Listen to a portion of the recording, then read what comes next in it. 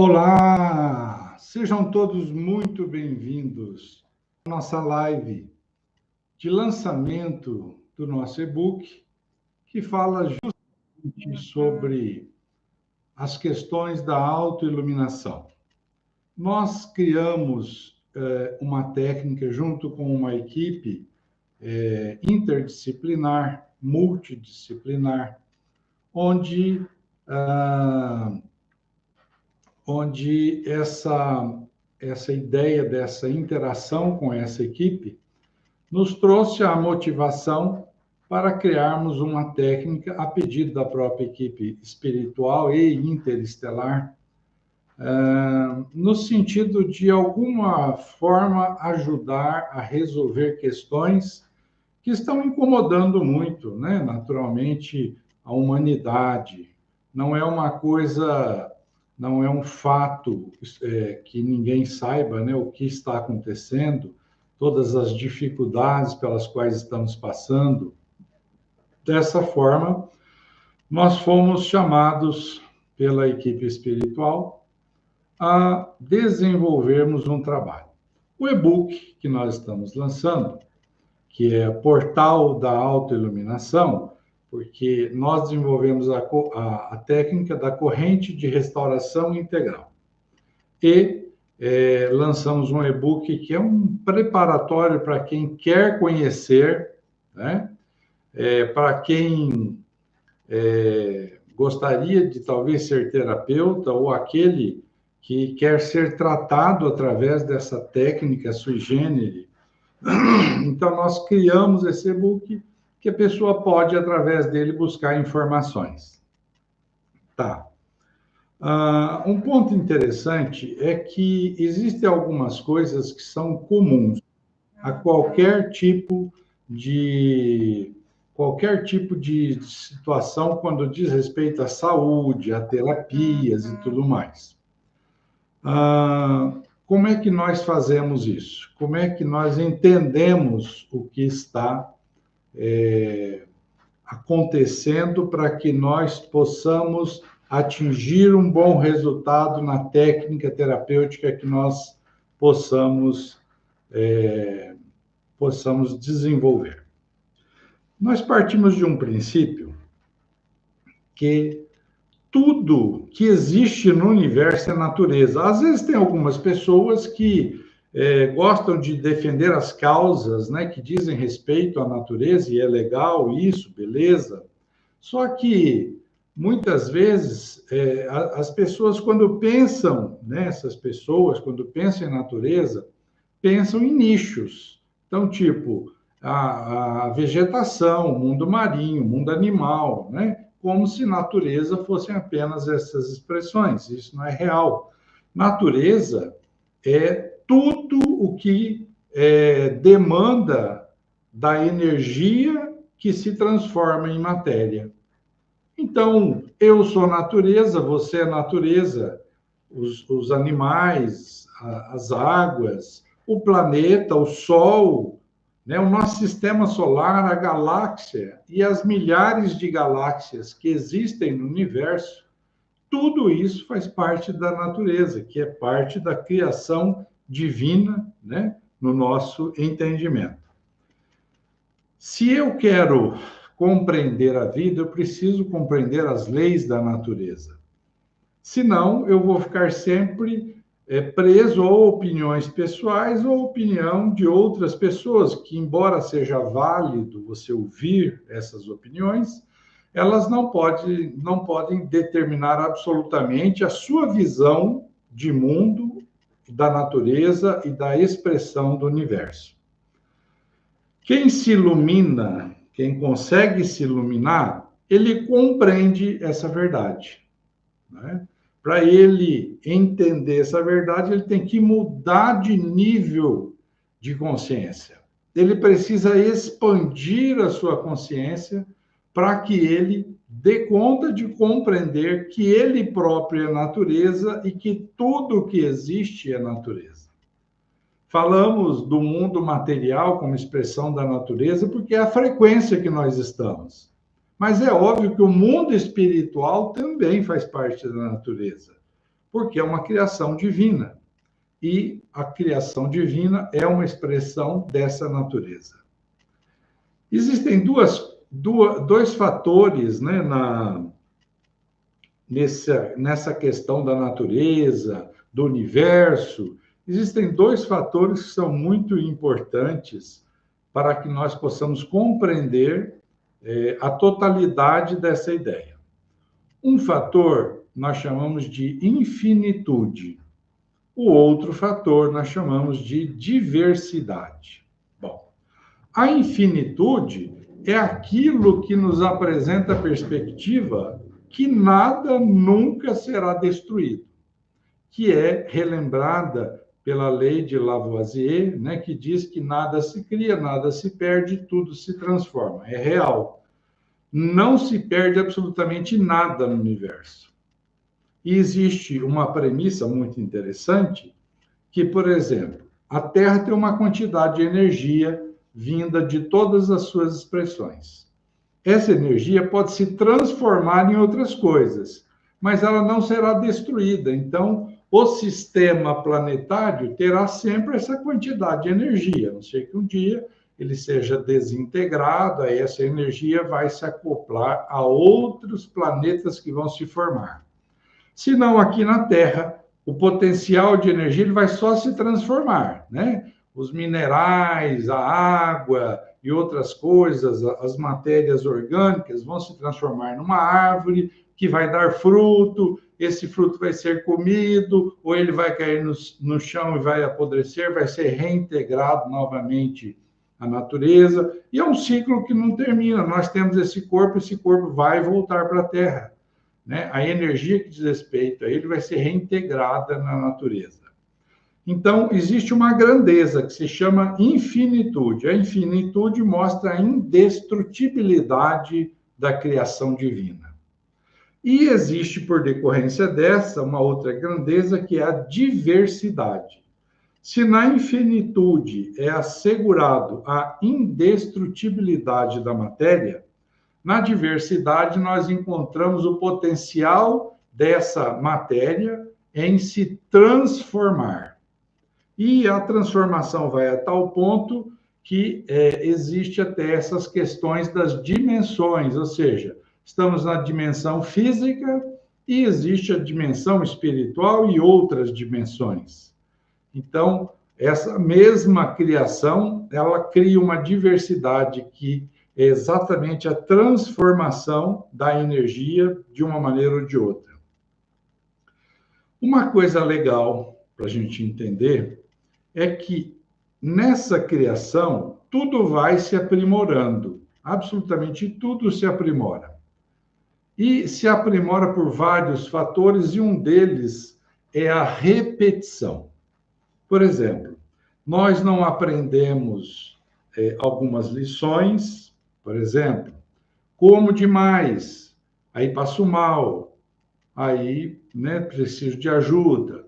Uma outra vez, eu como demais, passo mal. Então, eu vou repetindo a lição até que eu canse de fazer aquilo e não repita mais aquela lição e possa migrar para outro tipo de atitude. Então, a repetição é uma lei e ela assegura o crescimento dos indivíduos e até a melhoria da expressão material. Só que essa repetição, ela é própria de pessoas como nós, né? Ou de outros aí, dos animais e tal, que vivem numa dimensão onde a evolução não é muito grande ainda, né? A expansão da consciência ainda não é muito aquilatada. Porém, nós precisamos dessa repetição para subir para outros níveis de entendimento. Mas Deus precisa de repetição? Não. Por quê? Eu vou repetindo até aprender o que eu não sei. Agora, Deus já sabe tudo, ele é perfeito, então ele não tem que repetir. Bem por isso, ele não cria um espírito igual ao outro. Já pararam para pensar que existem trilhões de espíritos envolvendo toda a criação e nenhum é absolutamente igual ao outro. Não é. E isso é muito legal, porque Deus não precisa repetir para aprender. Deus já sabe, é perfeito. Então, ele consegue criar cada expressão espiritual, que é uma expressão de inteligência, ele consegue criar todos absolutamente diferentes e sendo individualidades, né, que têm essa sutileza de ser apenas ele mesmo, de ser uma singularidade. Deus, então, não precisa da repetição, porque ele já sabe o que ele está criando.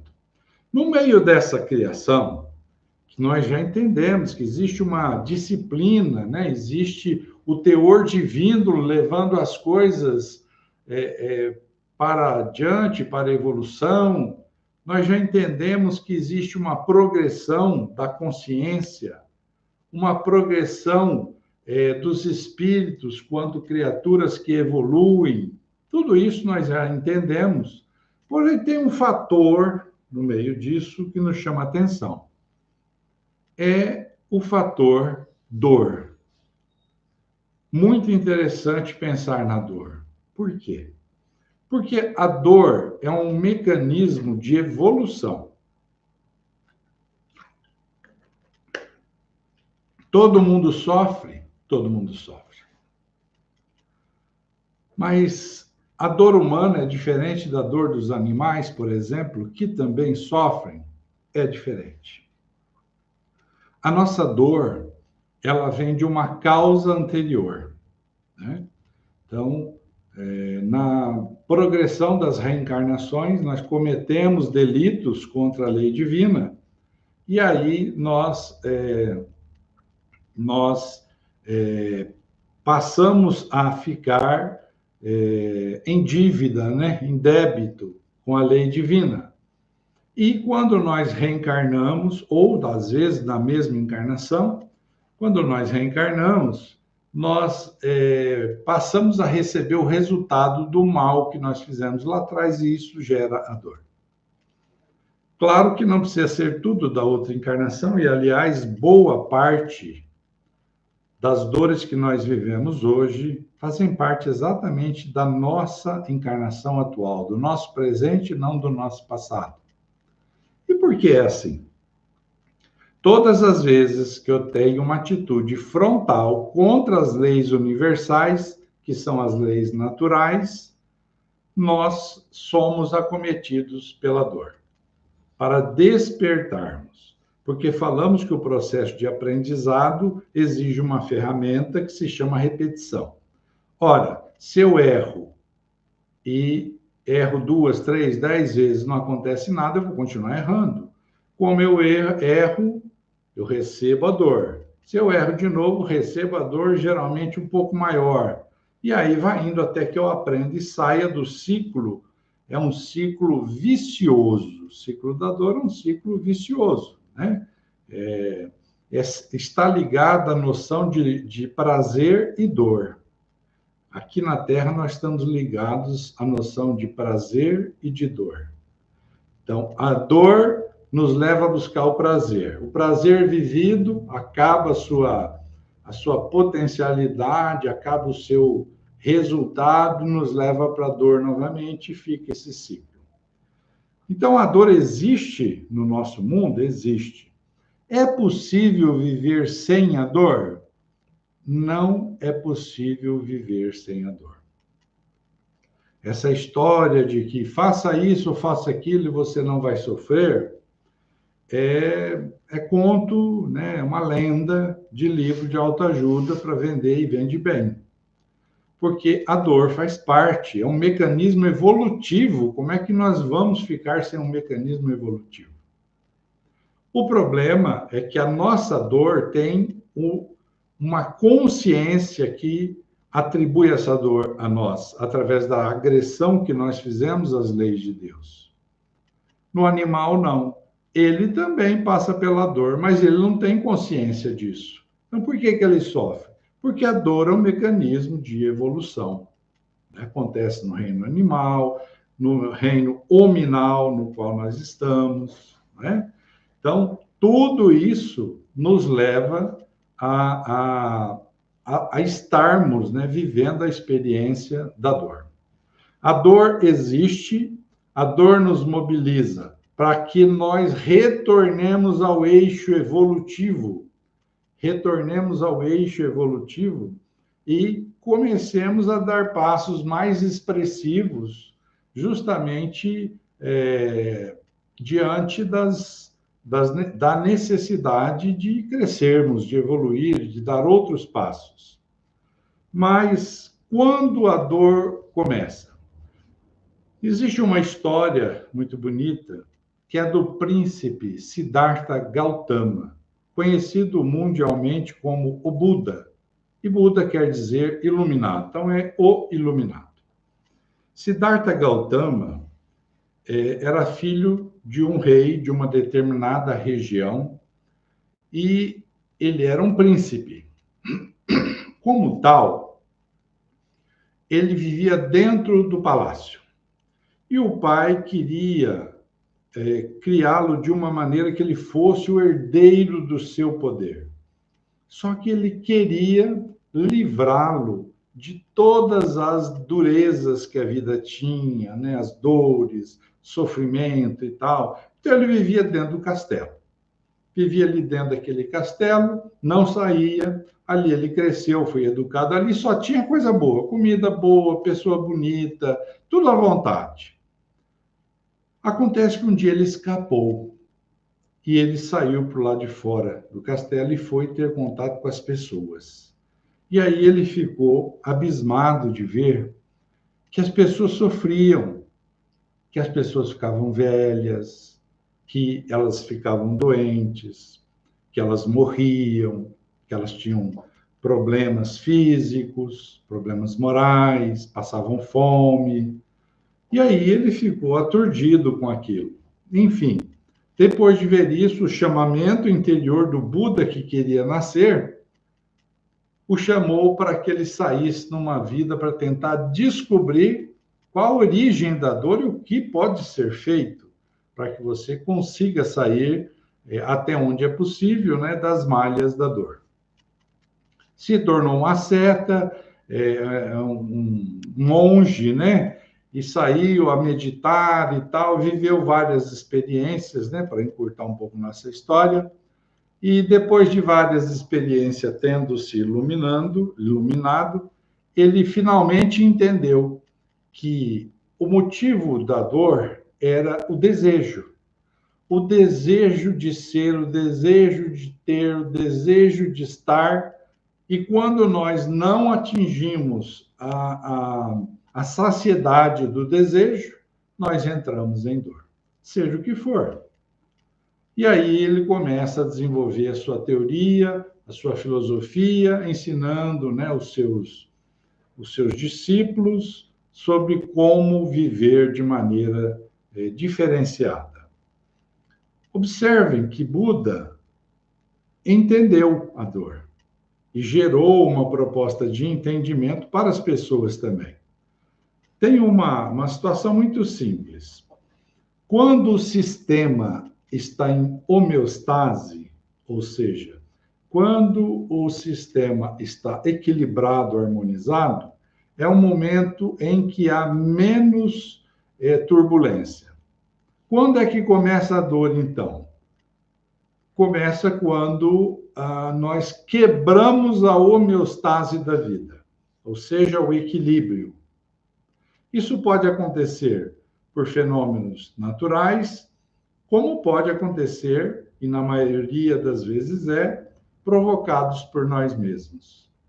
Nesse momento, nós saímos da homeostase, do equilíbrio, da harmonia, e descompensamos a nossa vida.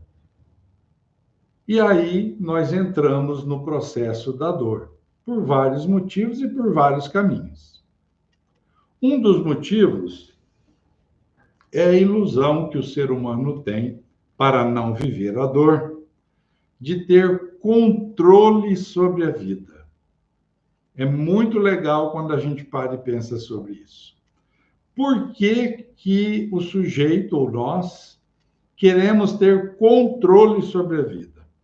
Por medo, né? Por medo. O controlador é um grande medroso. Medo do quê? O medo que o sujeito sente é o medo da frustração. O que o ser humano mais teme é frustrar-se.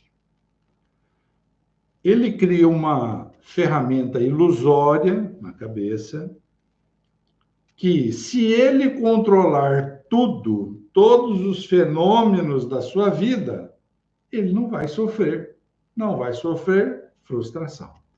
E aí ele começa a construir uma personalidade que tenta controlar tudo.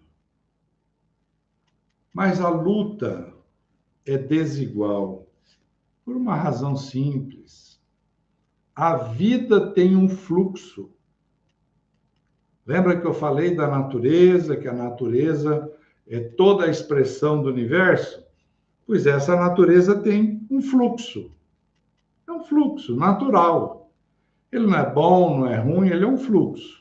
Por exemplo, o rio desce daqui para lá. É ruim isso? É bom? Não, é o fluxo do rio, por alguns motivos, ligado à questão da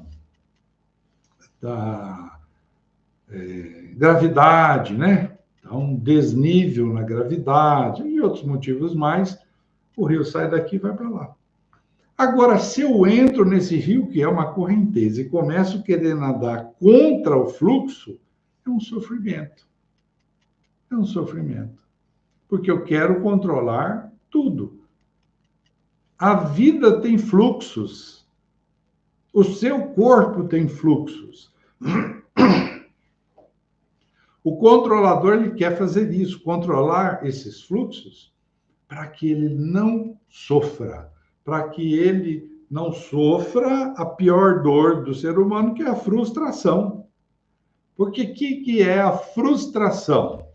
É a decadência do prazer em nossa vida. Quando o prazer, a gente não atinge o prazer, a gente se frustra.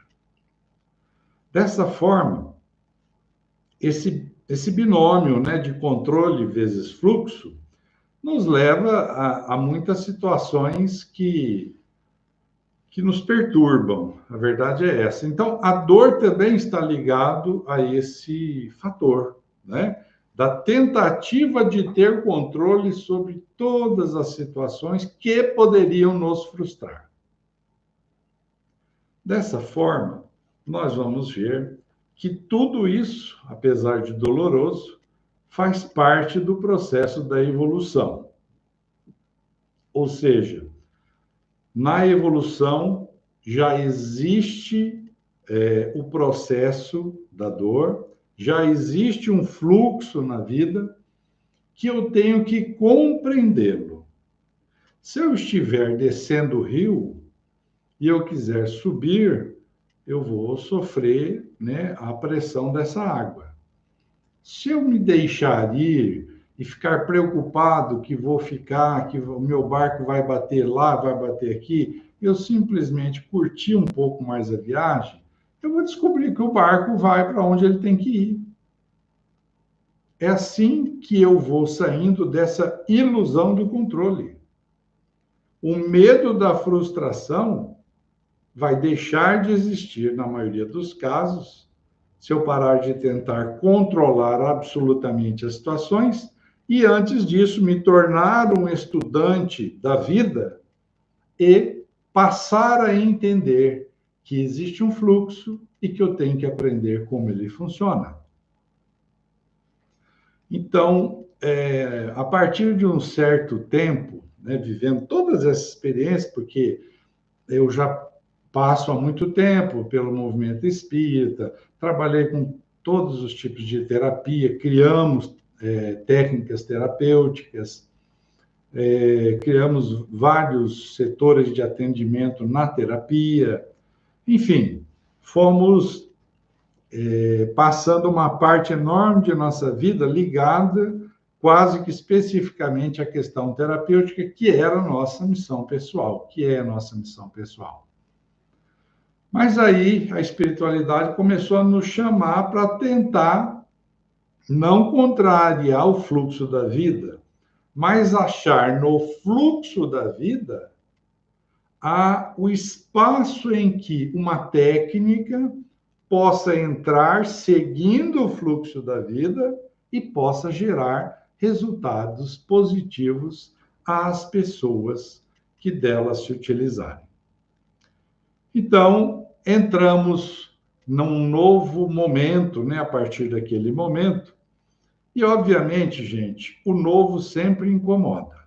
Ainda que o novo, na maioria das vezes, seja o velho renovado. É isso, é o velho renovado. Mas o novo sempre incomoda e a gente acaba incomodando algumas pessoas com as novas ideias, com as novas posturas.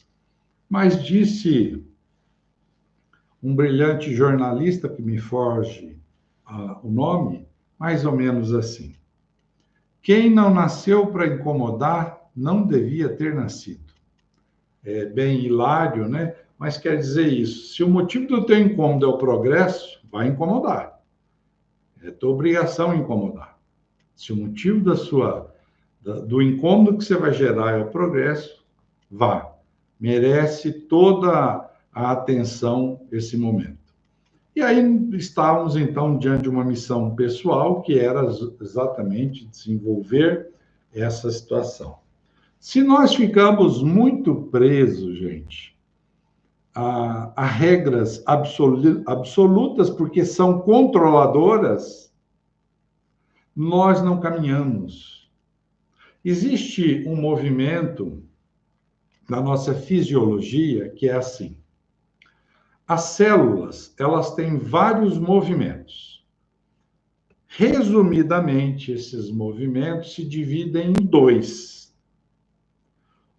Uma parte deles é o movimento de expansão. A outra parte dos movimentos é o movimento de contração. Quando é que a célula se expande? Quando ela vai se nutrir.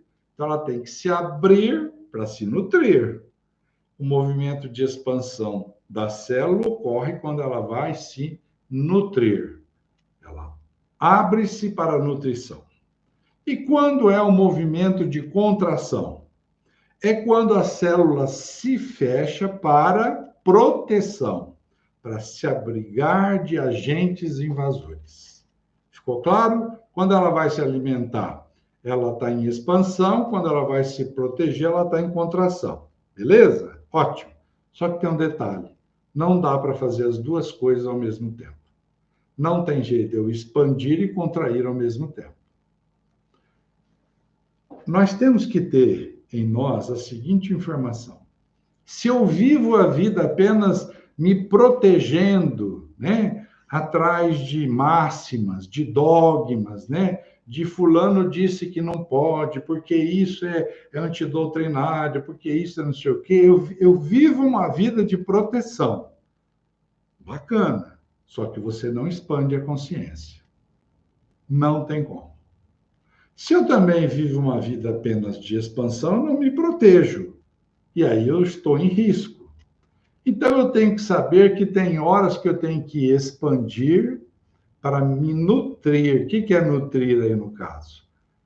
Eu vou me nutrir do novo, né? Vou me nutrir das novas perspectivas, né? Das possibilidades de crescimento e aprendizado. E nos momentos em que aquilo que for cáustico, tóxico, vier ao meu encontro, aí eu me protejo. Eu tenho que saber a hora, né? Então, se eu vivo só me protegendo, eu não vou expandir a consciência.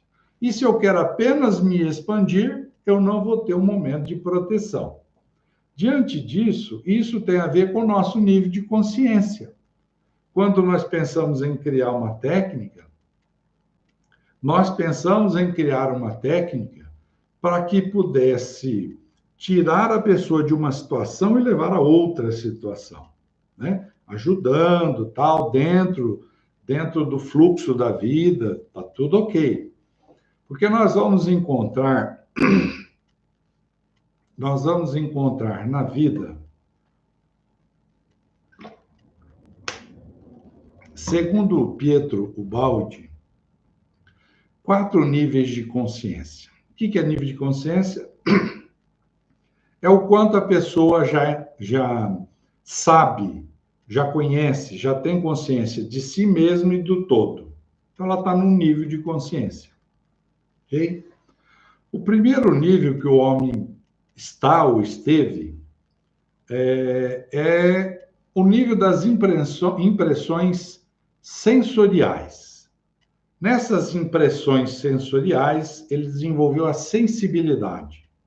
A sensibilidade. Depois, o segundo nível é o de consciência racional analítica.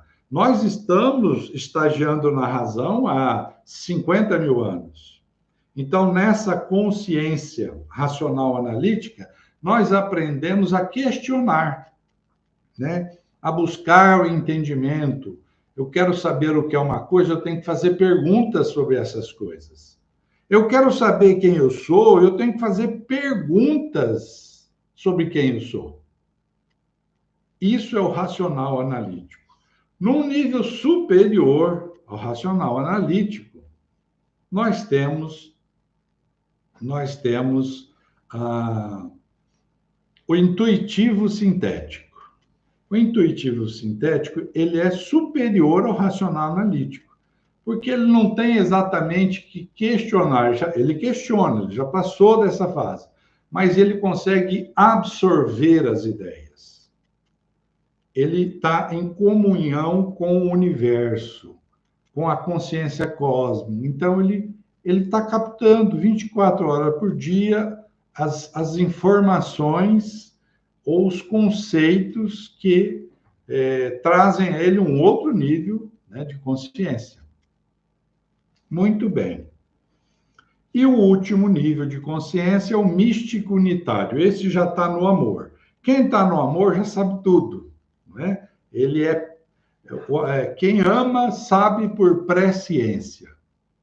Dessa forma, nesses 4 níveis de consciência, nós vamos vendo que dividimos a humanidade, as humanidades, né, da Terra e de outros planetas, e cada um está onde consegue estar. Pensando nisso, também quando fomos criar a nossa corrente, nós sabíamos que a gente ia ter que receber informações que não fazia parte ainda do campo analítico, racional analítico. E aí eu me abri totalmente à intuição. O processo de construção da corrente de restauração integral é 99% intuitivo. Ou seja, a equipe espiritual foi trazendo informações, né? Foi trazendo informações e foi passando, eu fui questionando, aprendendo, experimentando. Eu experimentava, via intuição, experimentava para ver. E aí a técnica foi se desenhando com resultados, mudando a vida das pessoas, mudando a consciência das pessoas. Então já não se tratava mais de opinião pessoal. E nem se tratava que o fulano, o líder tal, o presidente tal, goste ou não goste. Isso é irrelevante. A verdade, a verdade, ela só ilumina. Ela ilumina, a verdade ilumina. Né? E nada faz sombra para a verdade. Dessa forma, nós fomos, através desse nível intuitivo, construindo esta belíssima técnica que nós obtemos junto com os irmãos espirituais e interestelares, que foram trazendo as informações para nós, e nós fomos colocando isso na prática, organizando, enfim, ficou tudo organizadinho, e já está num campo de experimentação há mais de 10 anos.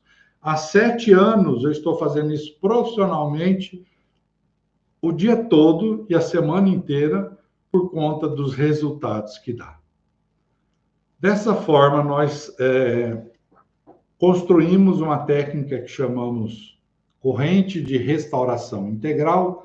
Muitos a chamam carinhosamente de CRI, que é CRI, corrente de restauração integral. Nela, nós partimos de uma psicomentoria que é mais do que uma terapia, onde a gente utiliza, inclusive, a questão da questão da intuição, da leitura mental, né? Da organização de ideias, da livre associação, enfim, de vários instrumentos. E isso cria uma gama de possibilidades enorme, né? na técnica, porque você não fica preso aos quadradinhos acadêmicos, né? Que, em muitos casos, só emperram a evolução. Depois que passa por esse momento, aí, uma meia hora de uma psicomentoria, nós aplicamos a técnica. A técnica, ela tem dois momentos que são cruciais. Um momento é de limpeza, vai se colocando elementos através de comandos mentais e sonoros, nós vamos colocando elementos que são a parte quântica, energética de elementos conhecidos nossos aqui da Terra. E aí, nesse momento de limpeza, a tensão mento-eletromagnética vai subindo, subindo e limpando, limpando, limpando. Quando ela chega num certo nível, essa tensão começa a cair, cair, vai relaxando, relaxando, relaxando. E o que ela limpa, afinal de contas? Tudo. Ela consegue atingir a energia em todos os níveis da pessoa. Todos os níveis. Fantástico. Ou seja, energias do sentimento, da emoção, do pensamento, conteúdos psíquicos dessa e de outras existências, né? Conteúdos espirituais, né? Em todos os níveis. Então, é uma técnica completa. Ela consegue trabalhar tudo ao mesmo tempo. Dessa forma, nós construímos, então, a corrente de restauração integral, cujos benefícios têm ajudado milhares de pessoas, né? Nós temos conseguido ajudar muita gente, graças a Deus, e lançamos esse e-book mais assim, para criar uma disposição da pessoa que ler, talvez para se tornar terapeuta, porque eu já criei, sistematizei a técnica, hoje já estou formando terapeutas nessa técnica, tanto quanto buscar o tratamento. Então, o livro te dá um pouco mais aí de ideias, como é a corrente, e não só isso, vai falando um pouco do que precede, isso que eu fui falando para vocês, o que precede a construção dessa técnica, né? Então, isso já, esse e-book já vai te abrir mais o entendimento nesse sentido. E uma coisa muito interessante, na medida do possível, que eu sinto que os clientes estão dispostos e tal, eu falo um pouco sobre a transição planetária, que boa parte das pessoas tem noção disso, né? A transição é um momento que nós estamos atravessando, em que o nosso mundo está numa situação de provas e expiações e está evoluindo para um mundo de regeneração, que é um nível superior. Só que nós estamos aqui, ó, nesse translado. Não estamos só aqui, nem só aqui, estamos indo para lá. Isso chama-se transição. No momento da transição planetária, os elementos todos se confundem. Todo o lixo emocional que nós carregamos, psíquico, ele vem à tona. Por isso nós estamos nesse grande surto que a humanidade está atravessando, com consequências dolorosíssimas na vida de todas as pessoas. Dessa forma, esse período da transição, o mal, na sua forma mais pesada, né, que recrudesce diante da nossa realidade, ele vai deixar de existir em nosso planeta. E aí a gente fica tranquilo, fala, graças a Deus, o mal vai ser da Terra. Eu preciso tomar cuidado, porque eu posso ser parte do mal. Então, eu preciso começar a fazer algo diferente. Agora, indiferente de eu fazer parte do mal absoluto, eu carrego o mal dentro de mim das memórias dolorosas, de culpa, né? De dores internas, de desequilíbrios, de vinculações espirituais. E é isso que a corrente trata. Ela tem o poder de ajudar na limpeza dos conteúdos psicoespirituais e energéticos. Então, muitos traumas são tratados através da corrente, né? Muitas dores são aliviadas.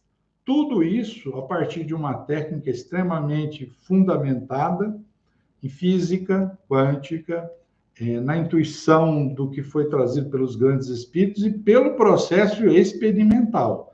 Não é teórico. Isso eu faço todos os dias, das 8 às 10 da noite. Então, as pessoas realmente conseguem começar a mudar o perfil de suas vidas. Então, o que nós gostaríamos de deixar para vocês é esse recado. A corrente de restauração integral está mudando a vida de muitas pessoas, vai continuar. Eu estou convidando você a adquirir o e-book, né, que é Corrente de Restauração Integral, CRI, o portal para a autoiluminação. Por quê? Quanto mais eu vou me conhecendo, quanto mais eu vou jogando lixo para fora, isso me gera iluminação. Ou seja, conhecimento dos meus limites e constatação das nossas potencialidades. Esse é o processo da autoiluminação. Conhecimento dos teus limites e constatação dos teus potenciais. Convido a vocês para que possam adquirir o e-book, para que vocês possam estudá-lo, tal, divulgar. Peço, por gentileza, para passar para outras pessoas. Não é difícil, né, para adquiri-lo. O e-mail, vocês que se inscreveram, no e-mail foi uma postagem que tem lá o botãozinho que você aperta e já vai para a plataforma. O livro está hospedado em uma plataforma e você pode comprá-lo diretamente na plataforma. Uma outra forma é através da inscrição do próprio programa que vai ficar aí no YouTube. E o mais fácil para todo mundo é ir para o meu site. No meu site tem uma loja virtual, lá tem o livro, aí você clica e já faz o canal. Aí não tem jeito de errar. Meu site é www.adalbertogodoy.com. Repetindo, www.adalbertogodoy.com. Entrou lá, vai na loja virtual, você já vai e consegue adquirir o livro. É barato, dividido em mais vezes, até é ridículo o valor, tá? Então é isso. Nós trouxemos essa mensagem para deixar esse recado aí. Peço a vocês que divulguem. Quero fazer aqui um agradecimento especial ao companheiro Roosevelt, que é quem faz a parte de mídia digital da nossa equipe. Então, um agradecimento, porque ele tem nos ajudado muito. E um agradecimento extremamente especial ao meu irmão do coração, Aguinaldo Paviani.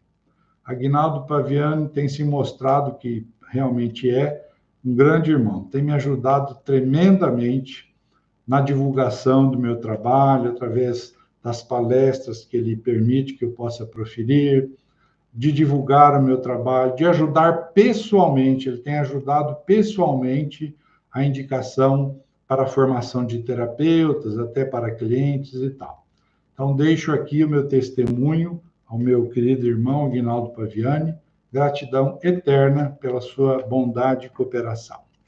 A todos, namastê. Uma boa semana e um bom mês.